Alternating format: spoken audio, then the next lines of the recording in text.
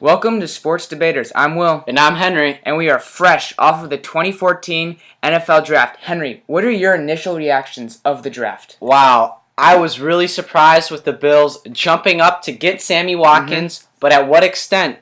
What are the consequences? You have to give up your first-round pick for next year and a fourth-round pick. In my opinion, Sammy Watkins is a great player, but he's not worth that much. See, I disagree. I think Sammy Watkins has the chance to be one of the best wide receivers. Sammy Watkins is so explosive, yet so powerful, and can catch anything. But the risk is he does have off-the-field issues, as he did miss 3 games this year for suspensions. Exactly. So I look at this and I say, the Bills have a chance to get a really, really good wide receiver, but they have to make sure he stays on the field. Also, you look at the Bills now letting go of Stevie Johnson, who was their prime receiver, which makes sense because now you have Watkins. He's their go-to guy.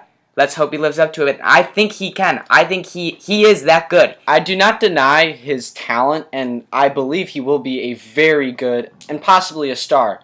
But you are a rebuilding team, and to give away your first-round pick for the next season I think is just not the right decision, because you're basically losing a great player for the next year. Yeah. And I'm sorry, there are other great wide receivers that you could have gotten. I believe many would say Watkins is a once-in-a-generation wide receiver coming out of this draft. I think it's hard to determine if you're a once-in-a-generational player if you've not even played a snap in the NFL yet. Exactly. So I think it's hard to determine if he's a once-in-a-generation player. I mean, you say that about the once-in-a-generation term gets thrown around a lot. LeBron James was a once-in-a-generation high school player, but he hadn't played in the pros, so can you say that? I mean, 2 years ago when Andrew Luck was coming out, once-in-a-generation player. Jadeveon Clowney this year, once-in-a-generation. I think that term is thrown out too much. I don't think Sammy Watkins is a once-in-a-generation player. Not player, but wide receiver. When you say player, I don't think he is. I think there's other great options in this draft. I think that they could have taken one in the second round. I really like Jordan Matthews. He is a leader, but and off. Is he Sammy Watkins level? He might not be Sammy Watkins level, but he will be a very productive receiver, and you would not be losing your draft picks from the upcoming years. I don't think there's a receiver close to as good as Sammy Watkins in this draft. Sammy Watkins is very, very good. You see him play for Clemson, and he destroyed. Look at him in the Orange Bowl, and he destroyed Ohio State. So I look at that, and that's what tells me Sammy Watkins is by far better than any other wide receiver in this draft. However, I do love how the Jacksonville Jaguars picked Marquise Lee in the second round. That is a total steal for me. Yeah, I also really like them taking Blake Bortles. Absolutely. And with seeing Justin Blackmon possibly being out for the whole season next year, you know what? You had to get your quarterback, and you needed to pair him up with a wide receiver. Absolutely. They did a great job. I would give them an A for this draft. The USC product was dominant for most of his junior and senior year, and I think that he can be that good in the NFL too, because he's big, he's lengthy, he's fast, and he can catch anything. Exactly. I love Marquise Lee. I think he reminds me a little bit, not in the build or the physique of Alshon Jeffrey, but in the similar characteristics of that. He had a fantastic year the year before he went to the draft. You know what? Like Alshon Jeffrey, an amazing sophomore year. He got double teamed. But you know what? He wasn't eligible to go to the draft. He stayed one more year. You know what? He got injured and stuff. Exactly. There were a couple problems. The quarterback position was not very good. Nope. And just like for Marquise Lee, you know what? There wasn't a very good quarterback for the USC. So if you don't have a good quarterback, you're not going to get your opportunities. Same thing with Jadeveon Clowney. You look at him his sophomore year. Unbelievable. Junior year, double and triple team nearly every play. People are saying, what's up with Jadeveon Clowney? He's not getting nearly as many sacks. Well, he's getting triple teamed. You can't get a sack when you're triple teamed. Exactly. You look at Clowney and you say, wow, this guy, the Houston Texans have a defensive line for the decade. Lewis Nix, J.J. Watt, and Jadeveon Clowney. Whew, that's scary. That is scary. Yeah, that is fantastic. I mean, we already know that J.J. Watt, we've already seen he's the best. He's defensive lineman. Probably the best defensive lineman, I would say. And then pairing him up with this other great prospect defensive tackle, and then Jadeveon Clowney, you can't double team everyone. Exactly, that is the key. Jadeveon Clowney is going to thrive in the Houston Texans defense. Why? Because teams are going to have to focus on J.J. Watt. Well, what do you do with Jadeveon Clowney? Oh, you have to focus on him too? Lewis Nix is there in the middle. And then you got the key. run stuffer You with have Lewis exactly Nix. the run stuffer, the 350-pounder in the middle. You can't move him. He's a solid block. Exactly. He clogs the middle, and Exactly. he will get that initial push like no other. He was a steal, I think, as he had many before he tore his meniscus midway through the year. Had him as a first-round pick. And also, once again, his sophomore year, I believe it was, that he had a fantastic year.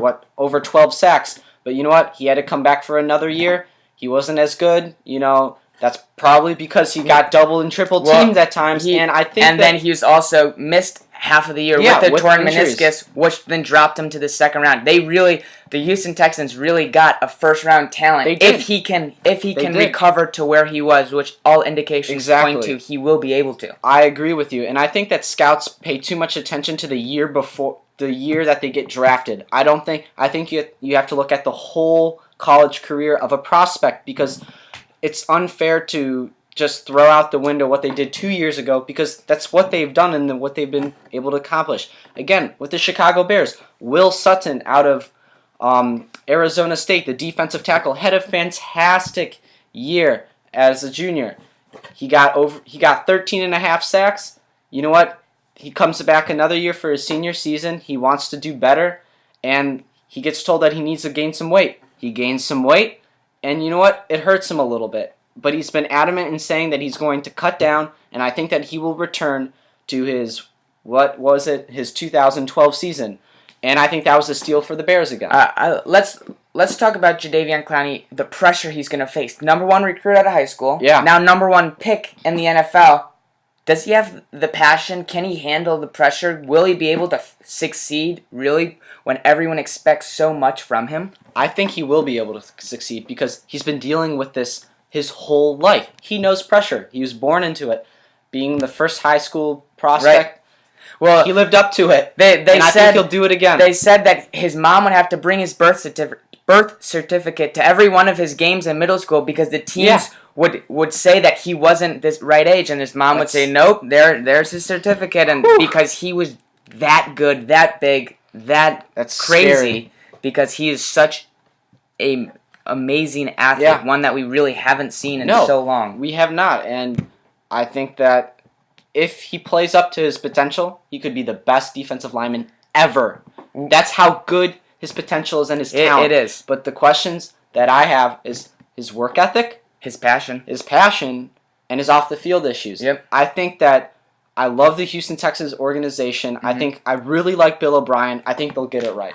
Well, what about Khalil Mack out of Buffalo? Many labeled him as, if Jadeveon Clowney wasn't in this draft, he probably would have been the number 1 pick. He would have probably been the top, the first pick. But you know what? He slides to the 5th overall pick to the Oakland Raiders. And you know what? The Oakland Raiders, I think, are a surprise team for this. You do. For the next season. You know what? They've gotten great players. They don't have the quarterback yet. That's why they actually drafted one this year. I was happy to see they didn't make a reach with their first-round pick, as they have done so many times the last few years. Khalil Mack was a great pick at the number 5 spot. I'm surprised he dropped that far. I agree with you, and I like them taking Derek Carr. Great quarterback. Out of California, stays close to home. Yeah, and you know what? I think for the first time in the last 5 years, the Oakland Raiders had a great draft. You don't say that often. Usually, they're taking players that are really fast. Darius Hayward Bay a couple years ago. Jacoby Ford. And it's not always panned out for them. But now they're taking a better, well-rounded approach. Jamarcus Russell. Yeah, Jamarcus. Talk about probably the worst overall pick. Well, yeah.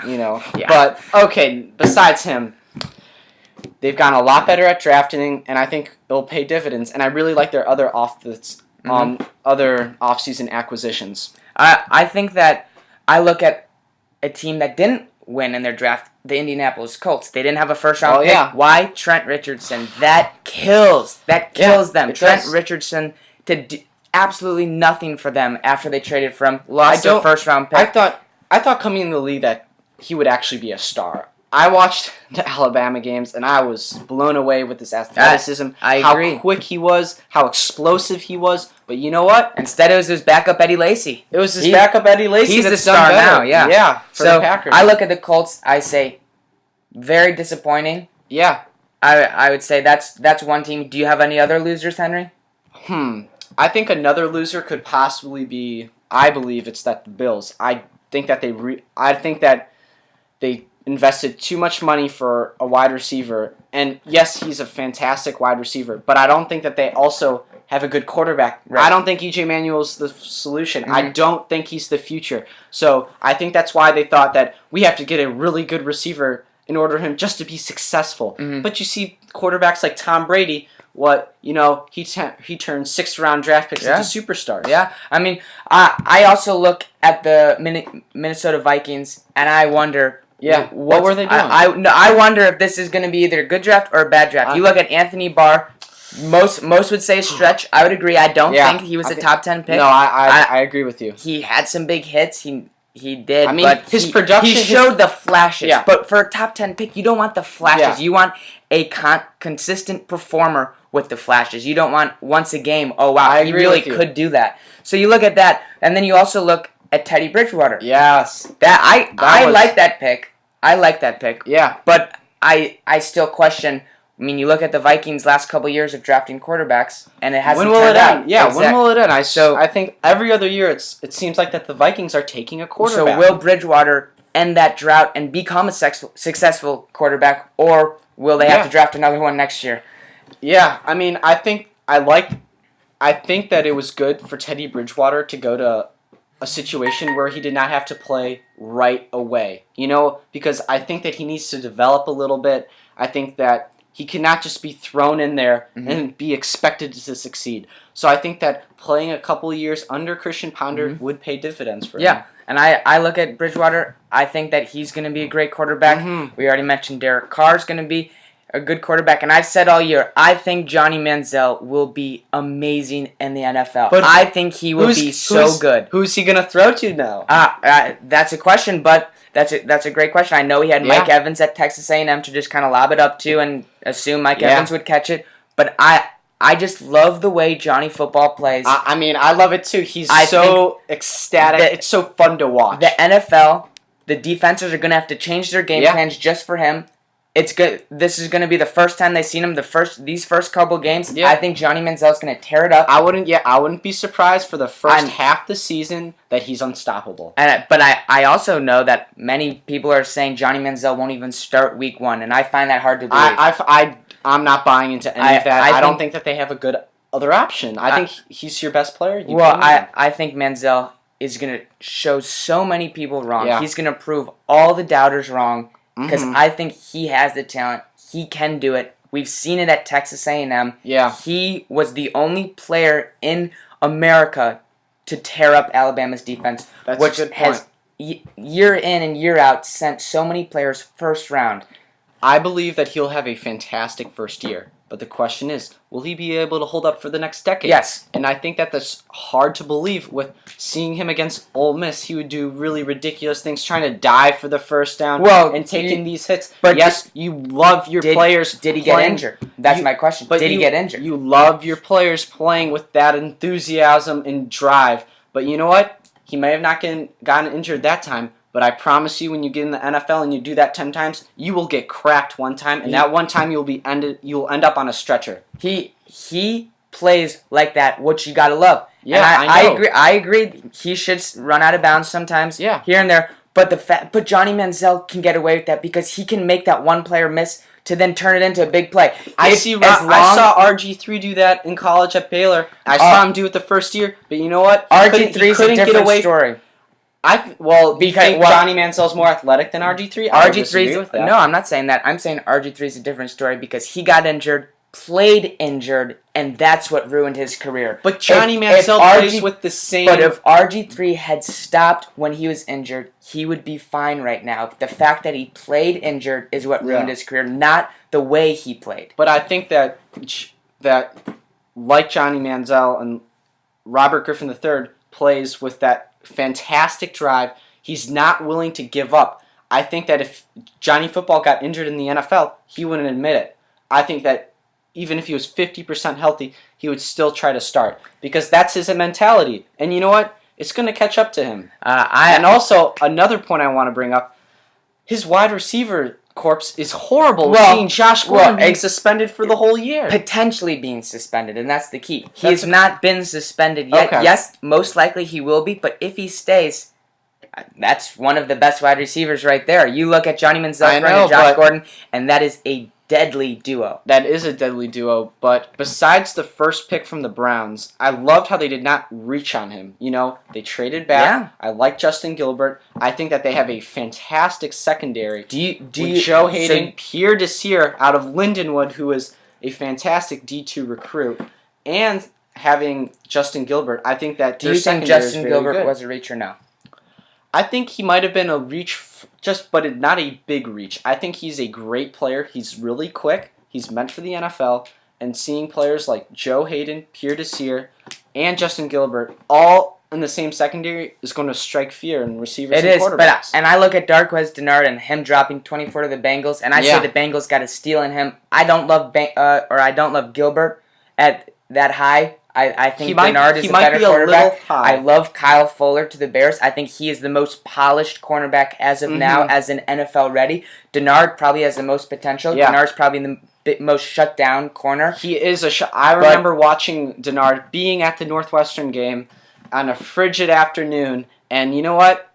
He did not let anything go by. He shut down the court. He could very easily wide receiver corps of the Northwestern Wildcats. Yeah, he could very easily be the best cornerback, but I don't think Gilbert will be top 3, maybe even top 4 best cornerbacks out of this draft. But you also have to understand, though, he brings something else. He's a great kick returner and a great punt returner. Well, I understand that, but you look at that at that high of a pick.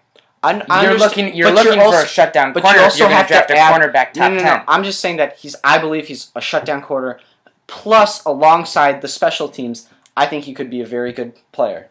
I'm not totally buying that. As you do have Josh Cribbs with the Browns, one of the best return men. So he's getting up there in age. Though. He is. Past 30. I think that you need to get someone newer, and I think that he's a great option. What do you think about DeAnthony Thomas, the Oregon return man, going to the Chiefs? Do you think he'll be successful in the NFL? Do you think he'll be able to make those miraculous plays that he did at Oregon?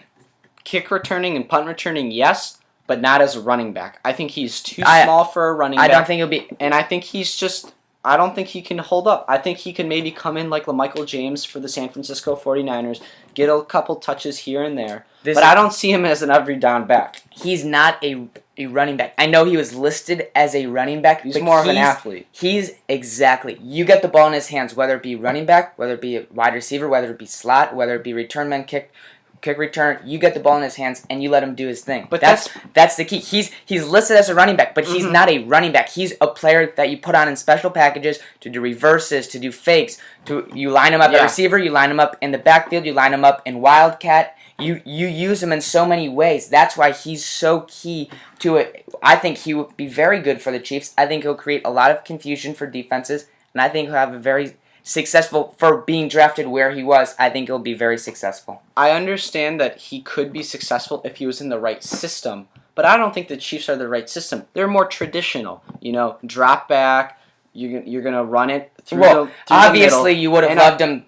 You would have loved to see him go to Chip Kelly and the Eagles. Exactly. I think that he could have really been a great player if he went to the right system, which was the Philadelphia Eagles. But I don't think the Chiefs, because you can really argue that the Eagles are the only right system because Chip Kelly because Chip Kelly is the one who recruited him. Chip Kelly is the only one that has that. I think these small players that are really quick and really fast, they can't go to many teams. They can go to maybe some teams, but the best team for them is the Philadelphia Eagles because they spread it out and they let you run. I agree with that, but I think that they can't all go to Chip Kelly, so you're going to see systems change. You're going to see I don't think that the Chiefs are going to change for a third-round pick, though. You're not changing your system, but they're changing their packages. They're adding packages, which is key. I guess we'll have to see. What do you think, Will, about Kelvin Benjamin going to the Panthers in the first round? Total reach. The Panthers needed a wide receiver. I'm not going to doubt that. Yeah. They desperately need a wide receiver, but I look at that and I see Marquise Lee on the board. I find that very hard to believe. Calvin Benjamin, tall receiver, 6'5". 6'5", yep, 6'5". 6'5". That's all he has going for him right now. I agree with you. I think he's not even the top 10 best receivers in my opinion in this draft. I agree. He has no hands whatsoever. Watching the national championship game, yes, he got a touchdown, but that was because he just posted up and he went got the game-winning touchdown. He went like this, though. I mean, in all other aspects, his game, his route running, his ability to break away, Yeah. his catching ability are all subpar. I think this guy is a complete bust. I was very shocked to see him go in the first round. I would have loved to see the Panthers get Marquise Lee, but good for the Jaguars. Good for them because Marquise Lee is going to be really good. Calvin Benjamin, not so much in my opinion. Yeah, I think this was interesting seeing that some teams that aren't usually the best at drafting, like the Raiders or the Jaguars, actually have really good drafts. Yeah, that's good for the NFL. They absolutely did. It's going to increase competition. Let me tell you this, Henry. Texas Longhorns, not one single player drafted. First time since 1937. How crazy is that? What do you think about that? That just shows the downfall of the Texas Longhorns football program, and hopefully their new coach can better that. That has got to just kill them among recruits. Yeah, who wants to go to a place where their players don't get drafted? I mean, Texas is always going to bring in good recruits. Why? Because they're in Texas. They're in Texas. But now you have Texas A&M coming. Now you have Baylor coming. Texas Tech as well. Now you have Texas Tech. Recruits from Texas aren't always going to go to Texas University. Yeah. They're going to go to other Texas schools like A&M, like Baylor, like Texas Tech, and that's really going to hurt them. They see Texas. They see the Longhorns get no players drafted, and they see Manziel and Evans and Jake Matthews all go in the first round from A&M. Yeah, I mean that's hard to. That's when you're recruiting. When you're on a recruiting trip, exactly. And A&M says we had 3 guys drafted in the first round, and Texas says we didn't have anyone drafted in 7 rounds. That's a hard sell. And also, I think what's interesting for the Alabama is that. Will their first-round picks from seeing Clinton Dix, for example, Mosley, CJ Mosley, will they be successful in the NFL? The last, 5 years, all this talent going to Alabama has not been very successful in the NFL. Will they be able to break the... What about QB A.J. McCarron? Wow, I thought it was interesting how we slid all the way to the 4th round. I think that give him some time to develop, he could be a real leader, and he could actually... be a great starter in the NFL. I go back and forth on this because I see A.J. McCarron as one of the most successful quarterbacks in college football history. But I also look at him and I see all the talent he has around him. I mean, you look at him and you see his offensive line, you see his running backs, you see his wide receivers. Yeah. You just throw it and exactly. I mean, so I go back and forth. Obviously, you have talent. Obviously, you're going to be good. But is he NFL starter good? That's my question. That's why I go back and forth. In the first 4 years he could be, but maybe give him some time, let him develop. He could possibly turn out to be a starter. Notre Dame and LSU were tied for the most players drafted in the first 3 rounds. What do you think about that? I think that is great for the recruits that these two schools are pursuing because they can say, you know what, we develop talent. You know, schools like Alabama or Texas, they bring in a ton of talent. But if they're not getting drafted in the NFL, these top recruits are not going to go there. Alabama, that doesn't count. Alabama gets drafted every year. Excuse me, I meant in the aspect of they're not being extraordinarily successful. Well, I mean, we're not saying LSU and Notre Dame recruits are being successful in the NFL. We're just saying they had the most drafted in the first 3 rounds. I understand, but I think that there are a lot of very successful LSU recruits and Notre Dame recruits. But I wouldn't say there's more than Alabama. I understand, but I was looking more in the specific aspect of Texas not even getting anyone drafted. That is mind blowing. That's unbelievable in my opinion. I can't believe that. And hopefully Charlie Strong has his work cut out for him, but thankfully he has that great recruiting foundation of Texas football. And you look at Louisville, who didn't have a bad draft either. Louisville has some good guys. Yeah, you know, Marcus Smith, Calvin Pryor. Yeah. Teddy Bridgewater. All right, Henry, let's just transition to the NBA playoffs. What is your biggest shock so far in the second rounds? Wow. I mean, it's been a pretty crazy playoff. It has been a crazy playoff. I think it's interesting that the Indiana Pacers have been able to go up against the Wizards. I thought the Wizards were possibly going to shock Well, it's only them. 2-1. It is only 2-1. But the Pacers do I was look like a surprised- much better team. They do, and I was surprised how all of a sudden the Wizards can't shoot the ball anymore. Yeah. Against the Bulls, everything was going in, and I think that they are a very good shooting team, so it's kind of surprising that nothing's going in for them. My biggest surprise, San Antonio Spurs. How have they done it? They have destroyed Yeah. the Trailblazers each game. Just last night, they beat them by 15 in Portland. Last two games, beat them by 20 plus. That is mind-blowing to me. I look at the Trailblazers, who just knocked off a really good Rockets team. Yeah. I look at the Spurs, who went to 7 with the Mavericks. I think that just shows that I'm dumbfounded how the Spurs have been able to not only win. I mean, Spurs are a very good team, obviously. But how have they been able to dominate? Not even the games haven't even been close. I think it's because The Blazers haven't had the lead. The Blazers are a very young team. You know what? Their point guard is young. Marcus Aldridge is under 30 as well. First time in the playoffs. Yeah. You know what? The Spurs have been there, done that, won titles. Yeah. And I think experience is key in the playoffs. And I think You that's also why look they've at the been able to coaching blow staff. them out. Greg Yeah. Popovich, he's been there, done that way too many times. Exactly. And how can the Trailblazers even compete against that? I also look at the Heat and the Nets. Yeah. The Nets shot the ball like they never have before. That's not going to happen. The Heat are going to No. get by, in my opinion. Oh, they are. They're more talented, and But they have just as. I think they have just as much experience as well as. Do you think the Nets. Heat will be able to knock off one of the Western Conference teams in the finals, assuming they make it? Well, I think it depends on who gets there. I think if the San Antonio Spurs get there, I think it could go to 7 games, and I think the Spurs could actually win. The Thunder, if they get there, I'm not so sure. I'm the opposite. I think the Thunder get there, they win it all. I think Really? the Spurs get there, the Heat win it, assuming the Heat make it. I look at the Clippers. I don't. If the Clippers get there, the Heat are gonna win.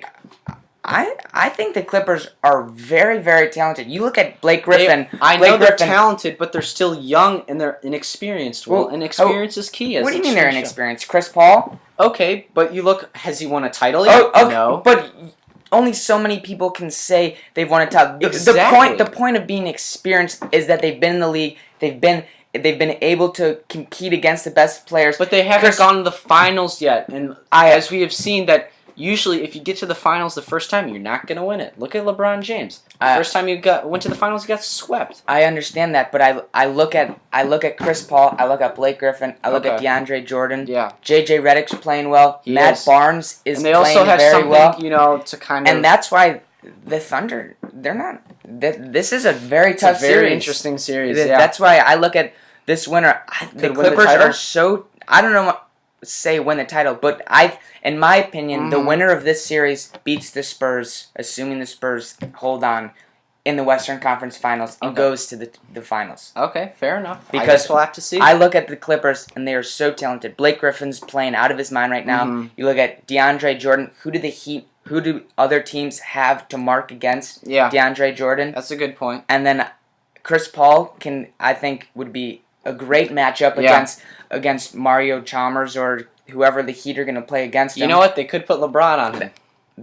That's probably exactly what they do. I think What that's they would what they do would do. because who else is LeBron going to guard? Matt Barnes? That's a waste of his defensive talent. Yeah, it's a waste of his talent. I mean, it's not like Matt Barnes is going to go. He's for playing 50 well, but points. he doesn't need to be guarded by. He's not playing that well. Exactly. Okay, let's transition to soccer out in England. We saw Manchester City. They won it all. They won it all. They won the Barclays Premier League for the 4th time, and I think that it kind of shows that, you know what, spending all of this money is starting to pay off for them. Well, is it, Henry? Because you look at next year. Well, that's a good point. That's why I was great segue, because considering Manchester City got hit by huge fines by UEFA, financial fair play rules coming in, saying basically if you spend more and you take on a lot of debt than your revenues, you are going to get hit. You know what the Manchester City is going to get? €50 million fine and have 8 people, domestic players, on their team for each game. You know what? Manchester City does not have 8 domestic players on their team. It's going to be interesting what they're going to do in the offseason. That's why. Is it worth it? They won it this year, so you look at that, and You're Yeah. celebrating now, but next I year know. I'm kind of afraid for next year. it'll be interesting. He's wearing his Manchester City Yeah. jersey right now. It's a good day. Alrighty, that's all we have. That's all we got for Thanks this for week. listening. Make sure that you like us on Facebook, follow us on Twitter, on Instagram. Check Yep. out our website at estebators.com. Peace. Bye.